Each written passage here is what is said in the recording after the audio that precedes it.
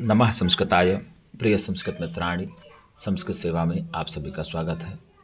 हम लोग पढ़ रहे हैं भर्तृहरि के द्वारा नीति शतकम, जिसमें हम लोग विद्वत पद्धति पढ़ रहे हैं और विद्वत पद्धति में हम लोग 17वें तक का अध्ययन कर लिया है। आज उसी के क्रम में हम लोग 18वें श्लोक को पढ़ेंगे और देखेंगे कि क्या दिया हुआ है। तो आइए श्लोक का वाचन करते हैं। शान्तिश्चेत् कवचेन किं किमिर्भिः क्रोधोऽस्ति चेद्देहिनां ज्ञातिश्चेदनलेन किं यदि सुहेत् दिव्यौषधैः किं फलम् किं सर्पैर्यदि दुर्जनाः किमुधनैर्विद्या यदि व्रीडा चेत् किमु भूषणैः सुकविता यद्यस्ति राज्येन किम् सूर्यास्वैर्यदिमः सजौ सततगः शार्दूलविक्रीडितं सूर्यास्वैर्यदिमः सजौ सततगः शार्दूलविक्रीडितम् क्षान्तिश्चेत् कवचेन किं किमिर्भिः क्रोधोऽस्ति चेद्देहिनां ज्ञातिश्चेदनलेन किं यदि सुहेत् दिव्यौषधैः किं फलम् किं सर्पैर्यदि दुर्जनाः किमुधनैर्विद्या यदि व्रीडा चेत् किमभूषणैः सुकविता यद्यस्ति राज्येन किम् क्षान्तिश्चेत् कवचेन किं किमरिभिः क्रोधोऽस्ति चेत् देहिनां ज्ञातिश्चेत् अनलेन किं यदि सुहेत् दिव्यौषधैः किं फलम् किं सर्पैर्यदि दुर्जनाः किमुधनैर्विद्या यदि व्रीडा चेत् किमु भूषणैः सुकविता यद्यस्ति राज्येन किं का कहा सुकविता अस्ति यदि सुकविता है, यदि सुंदर काव्य करने की प्रतिभा है तो राज्येन किम, तो राज्य की क्या आवश्यकता है। यदि व्रीडा अस्ति चेत, यदि आपके अंदर लज्जा है तो भूषणैः किमु, तो आभूषणों की क्या आवश्यकता है। तो यही कहा ज्ञातिश्चेत् अनलेन किम किमरिभिः क्रोधोऽस्ति चेत् देहिनां, तो क्या कहा देहिनां, क्या कहा देहिनां शान्तिः अस्ति चेत्, देहिनां शान्तिः अस्ति चेत्, देहिनां शान्तिः अस्ति चेत् कवचेन किम, यदि प्राणियों के अंदर शांति है, यदि प्राणियों के पास क्षमा है, शील है, तो कवचेन किम, कवच की क्या आवश्यकता है। अर्थात भर्तृहरि जी कह रहे हैं कि जिस व्यक्ति के पास क्षमा है तो उस व्यक्ति के लिए कवच की क्या आवश्यकता है, कवच आदि की क्या आवश्यकता है। कोई आवश्यकता पड़ेगी? कोई आवश्यकता नहीं पड़ेगी। और क्या कहा क्रोधः अस्ति चेत तो अरिभिः किम, और यदि व्यक्ति के पास क्रोध है तो शत्रुओं की क्या आवश्यकता, क्या कमी। यदि व्यक्ति के पास क्रोध है तो उसके पास शत्रुओं की भी कोई कमी नहीं होगी, उसको शत्रु अपने आप मिल जाएंगे, गली चलते उसको शत्रु मिल जाएंगे। देहिनाम प्राणियों के पास यदि शांति ही अस्ति चेत, यदि शांति है तो कवचेन किम, उसको कवच आदि की क्या आवश्यकता पड़ेगी, उसको अस्त्र शस्त्र आदि की क्या आवश्यकता पड़ेगी। जो साधारण व्यक्ति है, जो शांत पुरुष है, उसको किसी कवच की आवश्यकता नहीं पड़ती। आप देख लीजिए ऋषियों मुनियों को, जो तपस्वियों को, बड़े बड़े ऋषि महर्षि तपस्वी हैं जो हमारी दृष्टि से अचेत हैं, सोचिए वो जंगल में रह रहे हैं, घनी गुफाओं में रह रहे हैं, उनको न शेर से डर है, न गीदड़ से डर है, न सियार से डर है, न बड़े हिंसक पशुओं से डर है, किसी से डर नहीं है। क्यों? क्योंकि उनके अंतःकरण में शांति है।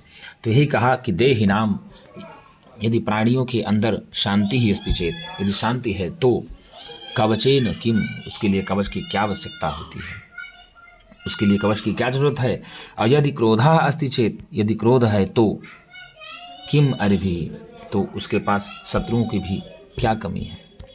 और क्या कहा गुरुजी, ज्ञाति ही अस्ति चेत, ज्ञाति ही अस्ति चेत अनलेन किम, और अनलेन किम, यदि व्यक्ति के पास ज्ञाति, या ज्ञाति मतलब होता है सगे संबंधी लोग, यदि किसी भी व्यक्ति के पास सगे संबंधी लोग होते हैं, अपने लोग होते हैं, तो उसको अग्नि का क्या प्रयोजन। आप देख लीजिए, जिसके पास पुत्र है उसको मुखाग्नि देने के लिए, तो उस पिता को मुखाग्नि देने के लिए और दूसरे के पास क्या जाने की जरूरत है। तो वही कहा, जिसके पास सगे संबंधी लोग हैं तो उसके लिए अग्नि का क्या प्रयोजन है, उसको अग्नि कोई ना कोई तो दे ही देगा। और यदि कहा यदि सुहृद, यदि सुंदर मित्र है, यदि सुंदर मित्र है, कौन है गुरुजी, यदि सुंदर मित्र है तो क्या कहा, दिव्य औषधि किम फलम, तो दिव्य उत्तम औषधियों का क्या प्रयोजन है। यदि आपके पास किसी प्राणी के पास अच्छा मित्र है, सुंदर मित्र है तो उसको भी कहीं पर भी एक औषधियों की आवश्यकता नहीं पड़ेगी, दिव्य औषधियों की आवश्यकता नहीं पड़ेगी। और यदि दुर्जनाः अस्ति चेत, तो सर्पैः किम, यदि दुष्ट लोग हैं तो फिर सर्पों की क्या कमी होगी। यदि दुष्ट लोग हैं तो सांपों की क्या आवश्यकता होगी, अपने आप उसको मिल जाएगा। और क्या कहा, यदि अनवद्या विद्या अस्ति, यदि निष्कलंक विद्या है, क्या है, यदि अनवद्या विद्या अस्ति चेत, यदि निष्कलंक विद्या है तो धनैः किम, उसके लिए धन की क्या आवश्यकता है। और यदि व्रीडा अस्ति चेत, यदि वीडा है, लज्जा है, तो भूषणैः किम, तो आभूषण की क्या आवश्यकता होगी। और यदि सुकविता अस्ति, यदि सुंदर कविता करने की क्षमता है, सुंदर कविता करने का सामर्थ्य है, तो राज्येन किम, उसके लिए राज्य की क्या आवश्यकता है। तो भर्तृहरि जी ने कितनी बड़ी बात कहा है कि किनके पास यदि ये होता है तो उसकी क्या आवश्यकता, ये होगा तो उसके पास क्या आवश्यकता होगा। तो क्षान्तिश्चेत् कवचेन किम किमरिभिः, क्रोधोऽस्ति चेत् देहिनां, ज्ञातिश्चेत् अनलेन किं यदि सुहृद्, दिव्यौषधैः किं फलम्, किं सर्पैर्यदि दुर्जनाः किमु धनैर्विद्या नवद्या यदि, व्रीडा चेत् किमु भूषणैः सुकविता, यद्यस्ति राज्येन किम। भर्तृहरि जी कह रहे हैं कि देहिनाम, प्राणियों के पास, यदि प्राणियों के पास यदि शांति चेत, यदि शांति है तो कवचेन किम, तो उसको कवच शस्त्र अस्त्र आदि की क्या आवश्यकता होगी, उसको अस्त्र शस्त्र आदि की कोई भी आवश्यकता नहीं है। तो भर्तृहरि जी का कहने का तात्पर्य है, जो व्यक्ति क्षमावान है, जो व्यक्ति शांत है, जो व्यक्ति के अंदर शांति है, शील है, अच्छे गुण हैं, तो उसके लिए तो कवच आदि की कोई आवश्यकता नहीं है। जो साधारण पुरुष है वह निधड़क बेहिचक कहीं भी आ जा सकता है। और क्या कहा, यदि क्रोधा अस्ति चेत, यदि क्रोध है तो किम अरिभि किम, तो उसको शत्रुओं की भी क्या आवश्यकता है, उसको तो शत्रु अपने आप ही मिल जाएंगे। यदि कोई व्यक्ति क्रोधी है, हठी है, दंभी है, तो भैया देखते ही आप गली चलते झगड़ेगा, तो उसके पास तो शत्रुओं की भी कमी नहीं होगा। यदि ज्ञाति ही अस्ति चेत, यदि किन्हीं व्यक्ति के पास सगे संबंधी लोग हैं तो अनलेन किम, अग्नि का क्या प्रयोजन है, उसके लिए अग्नि की क्या आवश्यकता है। तो भर्तृहरि जी कहते हैं कि यदि किसी के पास अपने लोग हैं और सगे संबंधी हैं तो उसको आग कहीं से भी मिल जाएगी, कोई भी अग्नि दे देगा। और यदि सुहृद अस्ति चेत, यदि सुंदर मित्र है तो दिव्यौषधैः किम फलम, तो उत्तम प्रकार की औषधियों का, विशिष्ट प्रकार की औषधियों का क्या फल है, किसी प्रकार कोई आवश्यकता उनकी नहीं है। और क्या कहा, यदि दुर्जनाः अस्ति चेत, यदि गुरु जी दुर्जन हैं, कटु वचन बोलने वाले हैं, तो उसके लिए सर्पों की क्या आवश्यकता, तो सर्प उसको तो अपने आप ही मिल जाएंगे। यदि अनवद्या विद्या अस्ति चेत, यदि अनवद्या विद्या अस्ति चेत तो धनैः किम, यदि किसी व्यक्ति के पास निष्कलंक विद्या है, कैसी विद्या है, निष्कलंक विद्या है, तो उसके लिए धन की क्या आवश्यकता है, उसके लिए धन का क्या प्रयोजन है। और क्या कहे, यदि व्रीडा अस्ति चेत, यदि लज्जा है किसी व्यक्ति के पास तो भूषणैः किम, तो आभूषणों की क्या आवश्यकता है। और क्या कहा, यदि सुकविता अस्ति चेत, यदि सुंदर काव्य की कविता करने की क्षमता है तो भैया राज्येन किम, तो राज्य की क्या आवश्यकता है। क्षान्तिश्चेत् कवचेन किम किमरिभिः, क्रोधोऽस्ति चेत् देहिनां, ज्ञातिश्चेत् अनलेन किम, यदि सुहेत् दिव्यौषधैः किं फलम्, किं सर्पैर्यदि दुर्जनाः किमु धनैर्विद्या नवद्या यदि, व्रीडा चेत् किमु भूषणैः सुकविता, यद्यस्ति राज्येन किम। भर्तृहरि जी कह रहे हैं, क्या कह रहे हैं कि जो व्यक्ति के अंतःकरण में शांति है, जिस व्यक्ति के अंतःकरण में शांति है या जिस व्यक्ति के पास क्षमा है तो उसको कवच अस्त्र शस्त्र आदि की क्या आवश्यकता है, अर्थात उसे तो कहीं पर भी किसी प्रकार से कवच आदि की आवश्यकता नहीं है, अस्त्र शस्त्र आदि की भी आवश्यकता नहीं है। और क्या कहा, यदि क्रोधा अस्ति चेत, यदि किसी प्राणियों के पास क्रोध है तो अरिभिः किम, तो भैया उनके लिए तो शत्रुओं की भी क्या कमी होगी, जहाँ जाएंगे वहीं शत्रु अपने आप मिल जाएंगे। और क्या कहा, यदि ज्ञाति ही अस्ति चेत, यदि किसी भी व्यक्ति के पास सगे संबंधी लोग हैं तो उसके लिए अनलेन किम, अनलेन मतलब होता है अग्नि का क्या प्रयोजन है, उसके लिए अग्नि की कोई आवश्यकता नहीं है, उसको जरूरत पड़ जाएगी तो अग्नि अपने आप प्राप्त हो जाएगी।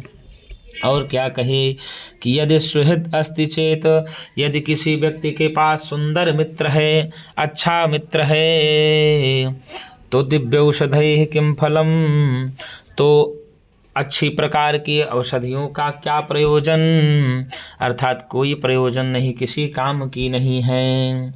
और क्या कहा, यदि दुर्जनाः अस्ति चेत, यदि दुष्ट लोग हैं, यदि किसी के साथ में या किसी के पास दुष्ट लोग हैं तो सर्पैः किम, सर्पों की क्या आवश्यकता है, उनको तो भैया समय समय पर डसते रहेंगे उनके ही लोग। और क्या कहा, यदि अनवद्या विद्या अस्ति चेत, यदि निष्कलंक किसी व्यक्ति के पास विद्या है तो धनैः किम, उसके लिए धन की क्या आवश्यकता है।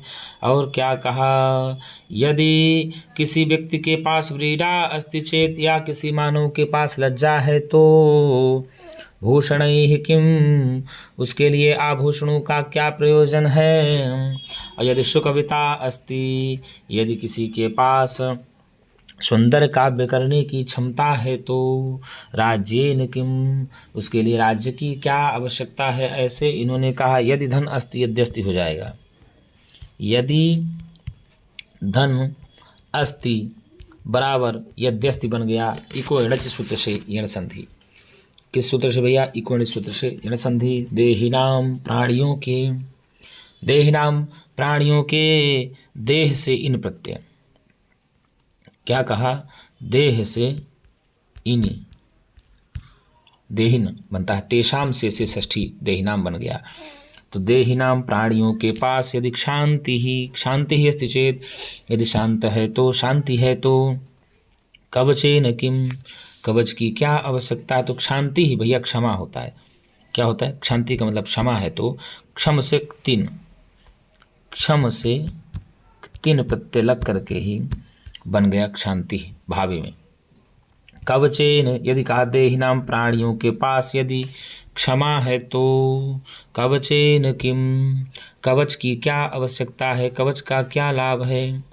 तो गम्यमानाप क्रिया कारक विभक्तो प्रयोजिका, इस नियम के कारण से यहाँ पर तृतीया विभक्ति हुई है। किस कारण से भैया? गम्यमानापि कारक विभक्तो प्रयोजिका, इस सूत्र से के नियम के कारण से तृतीया हुई है, क्योंकि यहाँ पर जो साधन क्रिया है ना वह गम्यमान है और जिसके प्रति कवच करण है। तो कवचेन किम साध्यते ना किमपि इत्यर्थ, ऐसा अर्थ होता है। तो इस प्रकार अर्भिः अनलेन औषधैः सर्पैः धनैः भूषणैः में भी करने तृतीया से तृतीया विभक्ति ही हो जाती है, कोई भी शब्द आएंगे। ठीक है, फिर क्या कहा? क्रोधा अस्ति चेत किमर्भिः, यदि किसी व्यक्ति के पास क्रोध है, क्या है गुरुजी? क्रोध है, तो उसके लिए शत्रुओं की क्या कमी, शत्रुओं का क्या प्रयोजन। और क्या कहा? यदि किसी के पास ज्ञाति ही अस्ति चेत, यदि किसी भी व्यक्ति के पास सगे संबंधी लोग हैं तो अनलेन किम, तो उसके लिए अग्नि का क्या प्रयोजन। और यदि सुहित सुंदर मित्र हैं तो दिव्य औषधि किम फलम, यदि किसी प्राणी के पास सुंदर मित्र है, अच्छा मित्र है, तो उसके लिए उत्तम प्रकार की औषधियों का कोई प्रयोजन नहीं है। सुहित में कौन सा समास होगा? तो शोभनम, क्या कहा? शोभनम हृदयम यस्य सह, सुहित सुहृदय सुहंदी बनता है। तो प्रथमा व्यक्ति ठीक है ना, बहुब्रीहि समास हो जाएगा। कौन सा हो जाएगा भैया? बहुब्रीहि समास। शोभनम हृदय में से सह सुहृद बन जाएगा। ठीक है, तो सुहृद में बहुब्रीहि समास हो जाता है। यदि आपसे पूछ ले कि सुहृद में कौन सा समास है, तो बहुब्रीहि समास है। जिसके पास सुंदर मित्र है, अच्छा मित्र है, तो उसके लिए दिव्य औषधियों का क्या प्रयोजन। और क्या कहा? यदि दुर्जनाः तो सर्पैः किम, यदि किसी के पास दुर्जन लोग हैं, यदि किसी के पास कहने का निठल्ले लोग हैं, तो उसके लिए सर्पों की क्या कमी। भैया सर्प तो अपने आप ही उसको मिल जाएंगे, डसने वाले तो उसको मिलते ही रहेंगे। और यदि जिसके पास अनवद्या विद्या अस्ति, यदि किसी के पास निष्कलंक विद्या है, जो तनिक भी कलंकित नहीं है, तो उसके लिए धन की क्या आवश्यकता है, वो तो धन अपने आप ही प्राप्त कर लेगा। तो अनवद्या, अनवद्या का तात्पर्य यहाँ हुआ गुरुजी सीधे सीधे अनिंद्य,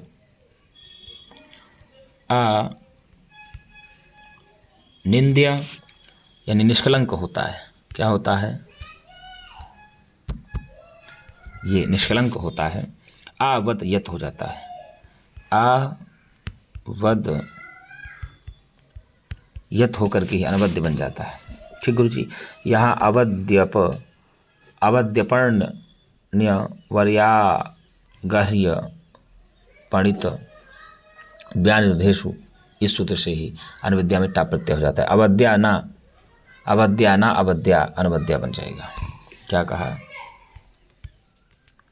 अवद्या ना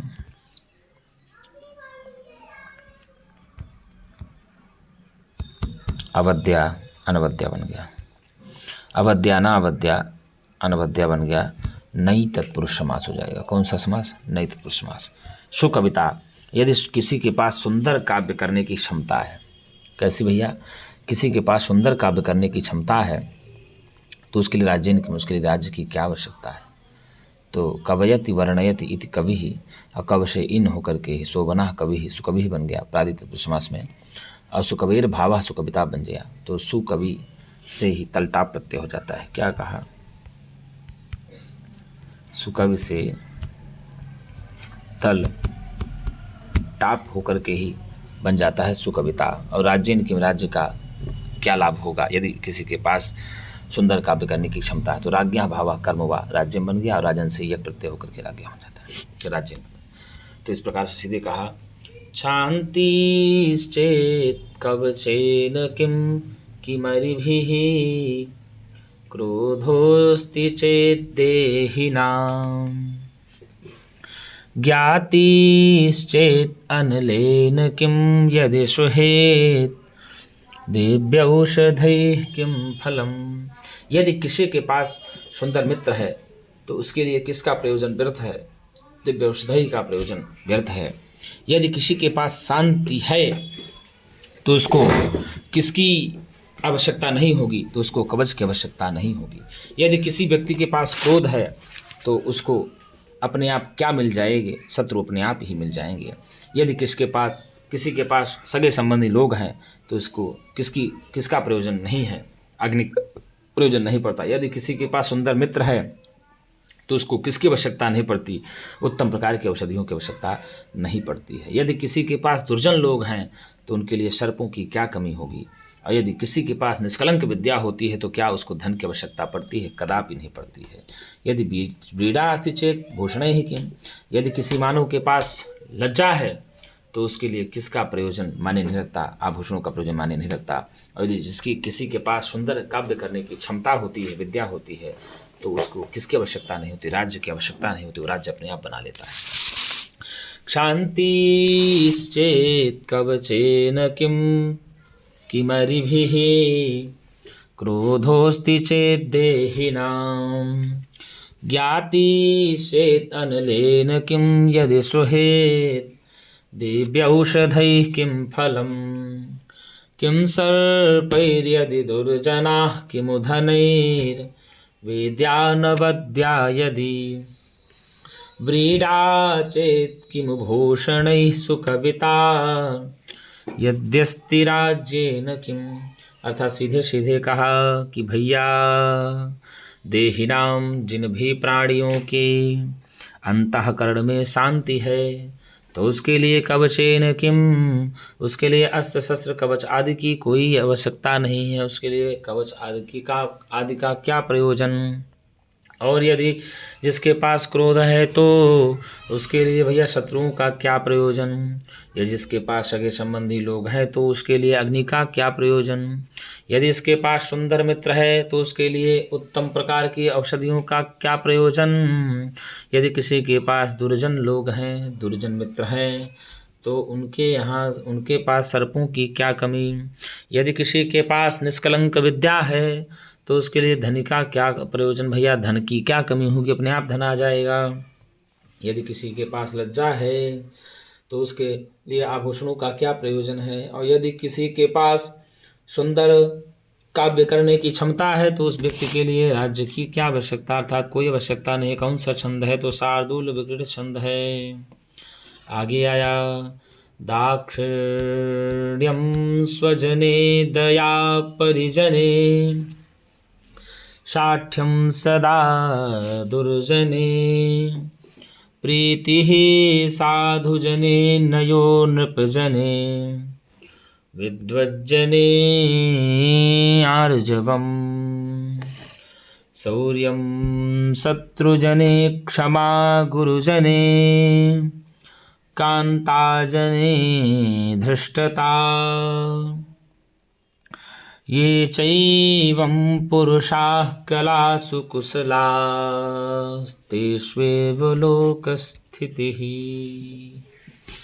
क्या कहा, ये च एवं पुरुषाः कलासु कुशलाः, जो भी पुरुष इन कलाओं में कुशल हैं, तेषु एव लोकस्थितिः, उनकी द्वारा ही यह संसार चलायमान होता है। तो दाक्षिण्यम स्वजने दया परिजने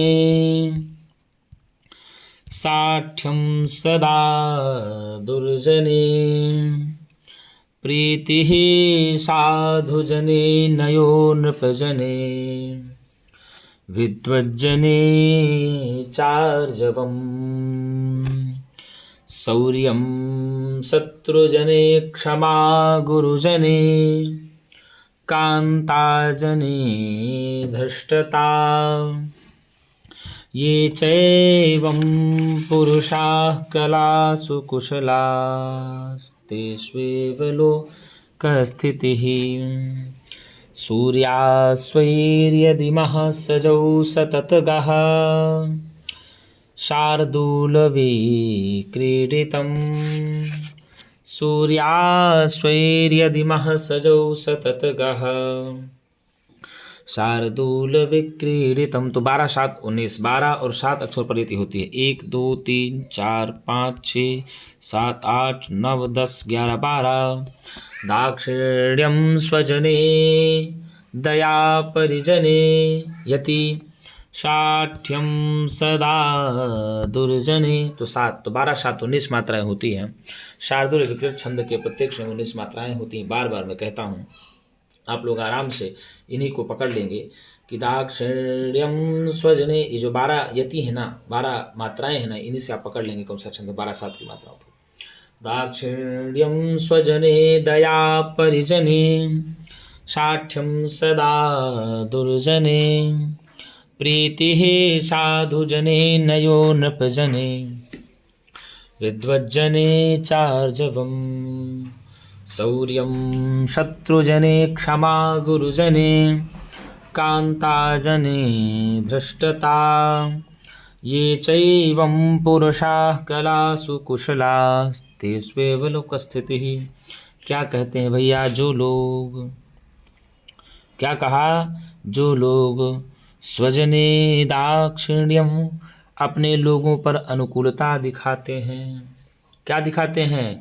जो लोग अपने लोगों पर स्वजने दाक्षिण्यम, जो भी मानो अपने लोगों के प्रति अनुकूल रहते हैं, या जो भी प्राणी इस जगत में अपने लोगों पर अनुकूलता दिखाते हैं। और क्या कहा, परिजने दया, और सेवक जनों पर दया दिखाते हैं, नौकर चाकरों पर दया दिखाते हैं।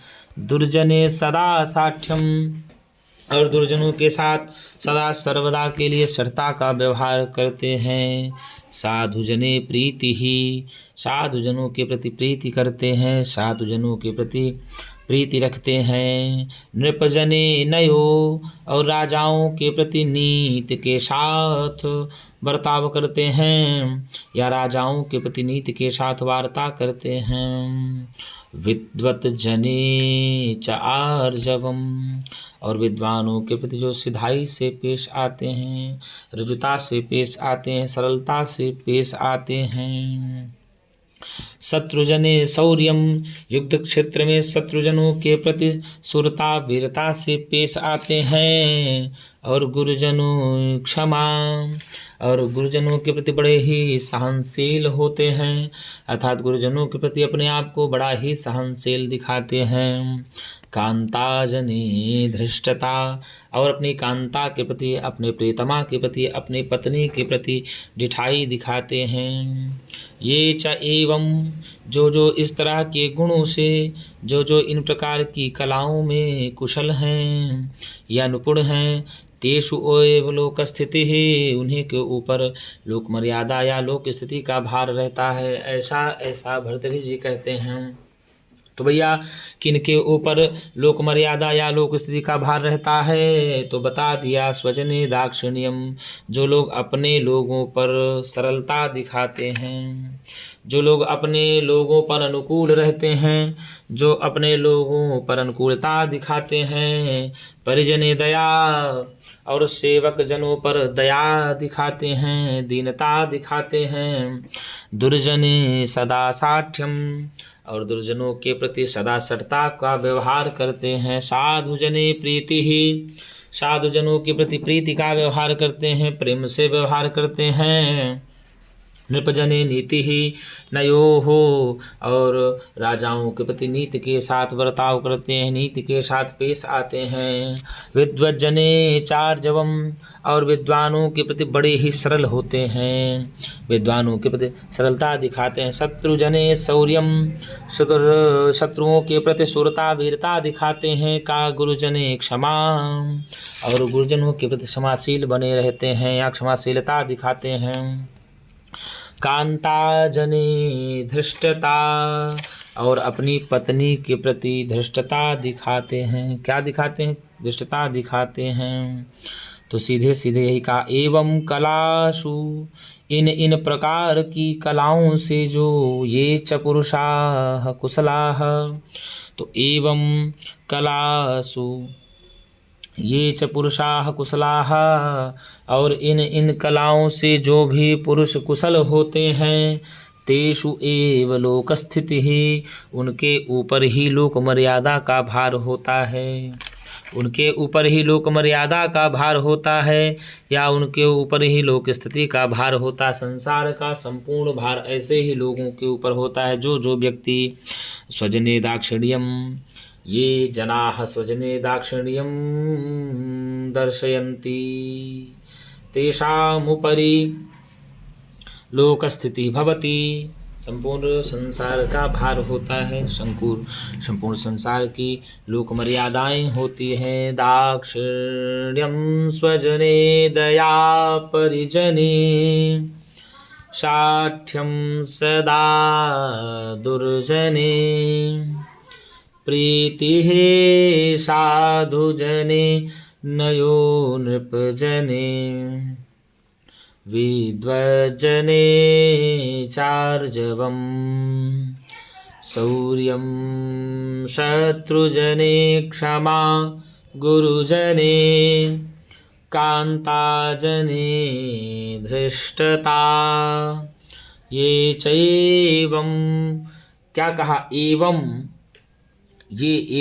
ये च पुरुषाः कलासु कुशला, इस प्रकार की कलाओं से, इन प्रकार की कलाओं से जो भी पुरुष कुशल होते हैं, तेषु एव, उन्हीं के ऊपर ही लोक स्थिति ही, लोक मर्यादा या लोक की स्थिति का भार होता है या संसार की संपूर्ण स्थिति का भार होता है। उन्हीं के ऊपर जो अपने लोगों पर अनुकूलता दिखाते हैं, सेवक जनों पर दया दिखाते हैं, दुर्जनों के साथ सरलतापूर्वक पेश आते हैं, साधुजनों के प्रति प्रीति दिखाते हैं, नृपजानाओं राजाओं के प्रति नीति के साथ पेश आते हैं, विद्वानों के प्रति सरलता दिखाते हैं, शत्रुजनों के प्रति शूरता वीरता दिखाते हैं, गुरुजनों के प्रति क्षमाशील रहते हैं, और कांताजन दृष्टता, अपनी ही पत्नी के प्रति निठाई दिखाते हैं। इन प्रकार के गुण जिन पुरुषों में होता है, उन्हीं के ऊपर तो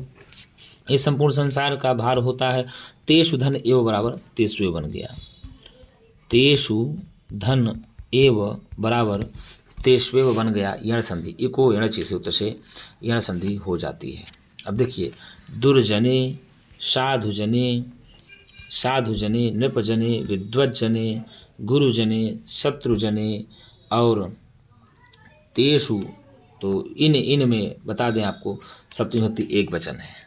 कौन सा? साधुजने में स्वजने सप्तमी विभक्ति एक वचन, परिजने सप्तमी विभक्ति एक वचन, दुर्जने सप्तमी विभक्ति एक वचन, साधुजने सप्तमी विभक्ति एक वचन, नृपजने सप्तमी विभक्ति एक वचन, विद्वज्जने सप्तमी विभक्ति एक वचन, और शत्रुजने सप्तमी विभक्ति एक वचन, गुरुजने सप्तमी विभक्ति एक वचन, कांताजने सप्तमी विभक्ति एक वचन। और ये कहा पुरुषाः तो प्रथम विभक्ति बहुवचन का रूप है। कलासु कुशलाः पुरुषाः, कीदृशाः पुरुषाः, तो भैया कुशलाः पुरुषाः, तो कासु तो कलासी कुशलाः पुरुषाः, ऐसा करेंगे आप, पुरुषाः करेंगे। चा धन एवं बराबर चैवम, क्या बना? चा धन एवं बराबर चैवम बन गया, तो यहाँ पर वृद्धि संधि हो जाएगी। ठीक है। अकुशलाह तेषु, कुशलास्तेषु बन गया तो विसर्ग संधि हो जाएगी। लोक स्थिति, ठीक है ना, लोका नाम स्थिति, संपूर्ण जगत की स्थिति ऐसे ही लोगों पर होती है। तो सीधे सीधे यहाँ तो कुशलाशु, तो कुशलाह तेषु, तेषु में सप्तमी विभक्ति एक वचन है, पुरुषा में विभक्ति बहुवचन है। ठीक है ना। तो दाक्षिण्यम स्वज, कलासु सप्तमी विभक्ति बहुवचन है और तेषु में सप्तमी विभक्ति बहुवचन है। दाक्षिण्यम स्वजने दया परिजने साठ्यम सदा दुर्जने प्रीतिः साधुजने नयो नृपजने विद्वज्जने चार्जवं शौर्यं शत्रुजने क्षमा गुरुजने कांताजने धृष्टता। ये चैवं पुरुषः कलासु कुशलास्तेष्वेव लोकस्थितिः। क्या कहा? इन कलाओं से युक्त जो पुरुष होते हैं उन्हीं के ऊपर लोक मर्यादा या लोक स्थिति का भार होता है। किन किन कलाओं के? जो अपने लोगों पर अनुकूल रहते हैं, सेवक जनों पर दया दिखाते हैं, दुर्जनों के प्रति सरलता का व्यवहार करते हैं, साधु जनों के प्रति प्रीतिपूर्वक व्यवहार करते हैं, राजाओं के प्रति नीतिपूर्वक पेश आते हैं, विद्वानों के प्रति सरलता दिखाते हैं और शत्रुजनों के प्रति शौर्यता दिखाते हैं, गुरुजनों के प्रति क्षमाशील होते हैं। क्या होते हैं गुरुजी? गुरुजनों के प्रति क्षमाशील होते हैं। और क्या गुरुजनों के प्रति क्या होते हैं? क्षमाशील होते हैं। क्या होते हैं? गुरुजनों के प्रति क्षमाशील होते हैं। किसके प्रति क्षमाशील होते हैं? तो गुरुजनों के प्रति जो भी क्षमाशील होते हैं। और आगे कहा कि भाई भूल गया, गुरुजनों के प्रति जो क्षमाशील होते हैं, किनके प्रति? गुरुजनों के प्रति जो क्षमाशील होते हैं उनके प्रति दया दिखाते हैं। क्या दिखाते हैं गुरुजी? गुरुजनों के प्रति जो क्षमाशील होते हैं। दाक्षिण्यं स्वजने दया परिजने,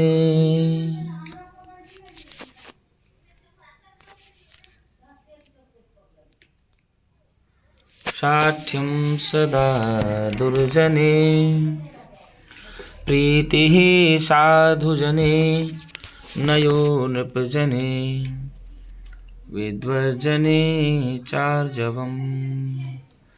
किं सर्पैर्यदि दुर्जनाः किमुधनैर्विद्या न वद्या यदि, व्रीडा चेत् किमुभूषणैः सुकविता यद्यस्ति राज्येन किम। तो इस प्रकार से सीधे कहा भैया। अच्छा, ये तो पढ़ चुके यार हम, ये श्लोक हम लोग पढ़ चुके हैं। और इसके बाद यही श्लोक आपका जो बचा हुआ है इसको हम लोग देख लेते हैं इसी में, क्योंकि हम लोग शांति चेत कवचेन किम किम भी पढ़ चुके हैं। तो इसके बाद यही पढ़ रहे हैं। तो किम सर्पैर्यदि दुर्जना किमुधनैर्विद्या न वद्या यदि, व्रीडा चेत् किमुभूषणैः सुकविता यद्यस्ति राज्येन किम। भरत जी कह रहे हैं कि जिसके पास शांति, ये तो पढ़ चुके हैं यार, बार बार ही आ रहा है। दाक्षिण्यं स्वजने दया परिजने, शाठ्यं सदा दुर्जने। थोड़ा सा जो है वो पीछे हो गया था, इस कारण से टेंशन नहीं लेना, उसको हम पढ़ा चुके थे इसलिए आगे इसको पढ़ा रहे हैं। दाक्षिण्यं स्वजने दया परिजने, शाठ्यं सदा दुर्जने, प्रीतिः साधुजने नयो नृपजने, विद्वज्जने आर्जवम्। शौर्यं शत्रुजने क्षमा गुरुजने, कान्ताजने धृष्टता, ये चैवं पुरुषाः कलासु कुशलाः तेष्वेव लोकस्थितिः। भरत जी कहते हैं कि जिन पुरुषों के पास इन कलाओं से युक्त होते हैं, अर्थात ये पुरुषाः, जो भी पुरुष इन कलाओं से युक्त होते हैं, उनके ऊपर लोक मर्यादा या लोक स्थिति का भार होता है। जो अपने लोगों पर अनुकूलता दिखाते हैं, सेवक जनों पर दया दिखाते हैं, दुर्जनों के प्रति सरलता दिखाते हैं, साधुजनों के प्रति प्रीति दिखाते हैं, राजाओं के प्रति नीति दिखाते हैं, नीति के साथ पेश आते हैं, और विद्वानों के प्रति सरलता दिखाते हैं, शत्रुजनों के प्रति शूरता वीरता दिखाते हैं, गुरुजनों के प्रति क्षमाशील रहते हैं, और अपनी पत्नी के प्रति धृष्टता ढिठाई दिखाते हैं। इन गुणों से पुरुष जो भी पुरुष युक्त होते हैं उन्हीं के ऊपर ही लोक मर्यादा का भार होता है। तो यही कहा। कौन सा छंद है? तो भैया शार्दूल विक्रीडित छंद है। अब स्वजने, अपने, स्वस्य जनः, स्वजनः बन गया। क्या कहा? स्वस्य जनः, स्वजनः बन गया, और ते स्वजने हो गया। स्वः जनः, स्वः जना भी कर्मधारय समास हो जाता है, और स्वस्य जना षष्ठी तत्पुरुष समास होता है। स्वः जना भी बनता है और स्वस्य जना भी बनता है, कर्मधारय समास और षष्ठी तत्पुरुष दोनों समास हो जाता है। विषयादि करने से यहाँ पर सप्तमी विभक्ति एक वचन हो जाता है, जातौ एक वचन। इस प्रकार परिजने दुर्जने आदि शब्द में भी समझना चाहिए। जो भी है, परिजने हो चाहे दुर्जने हो, चाहे साधुजने हो, चाहे नृपजने हो, चाहे विद्वज्जने हो, शत्रुजने हो, गुरुजने हो, कांताजन हो, सब में सप्तमी विभक्ति एक वचन ही है। कौन सा है गुरु? एक वचन। साठ्यम, शठस्य भावः साठ्यम होता है। क्या, कौन सा भाव गुरु जी? शठस्य भावः साठ्यम बन गया, और शठ से सेई प्रत्यय होकर के ही साठ्यम बन गया। क्या बना? शठ से सेई प्रत्यय। कौन से? शठ से सेई प्रत्यय होकर के बन जाता है साठ्यम। ठीक है गुरु जी। अब उसके बाद साधुजने, तो साधु जनों की बात की जाए तो साधु जनः कर्मधारय समास साधु जनः बन गया, अथवा साधु एव जनः मयूरवंशकादि समास भी हो जाता है। नया नीति, नया मतलब क्या होता है नीति, नी से अच हो जाता है नया। आर्जवम, आर्जवम का यदि पूछे आपसे तो आर्जम का मतलब होता है सरलता, तो रेजोह भाव आर्जवम होता है, रेजु से आर्ट प्रत्यय होकर के। क्या कहा,